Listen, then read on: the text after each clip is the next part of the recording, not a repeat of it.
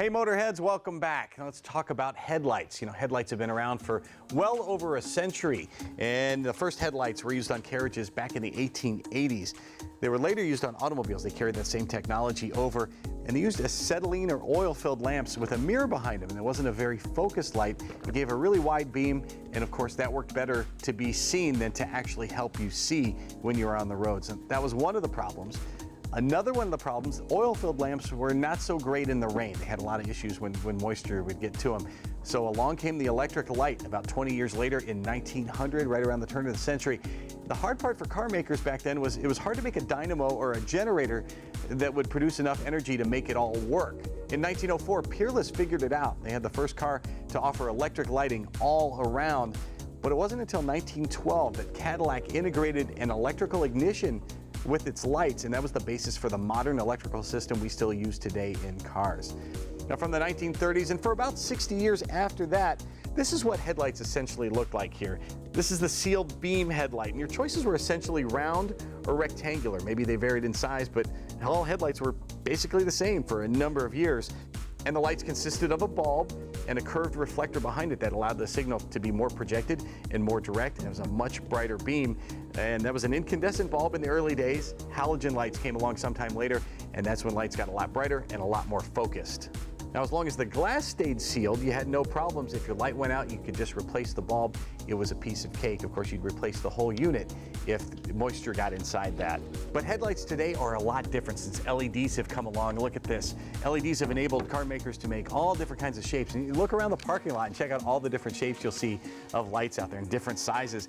Everything's included in this. You have the headlight, you have turn signals, marker lights, backup lights, all integrated into one unit. And there's a printed circuit board in this to make all of it work. For this Cadillac, yes, you can change the bulb here. You look back here, you can open this, you can change the bulb out. But the problem we found with this unit is some water. You actually got into the lens here, and you can see it sloshing around. We got a shot of that earlier. And check this out, there's a ballast inside. That went bad too, listen. Yeah, there's water in there as well. We knew there was a ballast because if you look here, there's a sticker that says, oh, it's leaking water here right now onto the table. It says high voltage right here, and that means there's ballast in there. Ballast regulates the power going to the light. It keeps it burning at the same intensity, make sure the light doesn't burn out too early on you, and it makes sure it stays consistent. And of course, that also steps up the voltage from the low 12 volts in your car to, I think, 11,000 volts or something going to this headlight. So quite a step up, and you want to be very careful anytime you're working around electricity. Now, we looked online for an OEM headlight. We found prices like as much as $1,200. We went to the auto parts store. Again, you're looking at $600 to $1,200. But we went to RockAuto.com to see our old friends there, and guess what? They had the best price going, and we got an exact replacement for it here. And you take off the protective coating, and we'll be able to reinstall this. Now, one thing I've got to tell you, you might want to even videotape yourself while you're taking the light out, because you want to make sure it goes back in the same way. And I'm telling you this because we struggled when we did a test fit with the old light, trying to put it back in just to see how it fit. But removal was super simple. A screw on top or a bolt on top, one on the side, another clip down low, and of course you had to disconnect the wiring harness and pull the whole thing out. We're going to do the reverse order when we put it back in. Installing the new assembly was fairly easy. First things first, of course, you have to plug in the harness, make sure you're getting power to it. Might be a good idea at that point to actually test the light to make sure you're not wasting your time.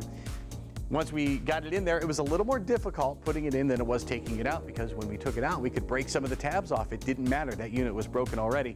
So with the new tabs in, we had to finagle it just a little bit to get it in there and kind of wrestle it around to make those bolt holes lined up. We got the first one lined up. We put it in finger tight to make sure we could still move the unit around, get that second one lined up properly. And once we leaned on that and got it in place, we were able to tighten both of those bolts down.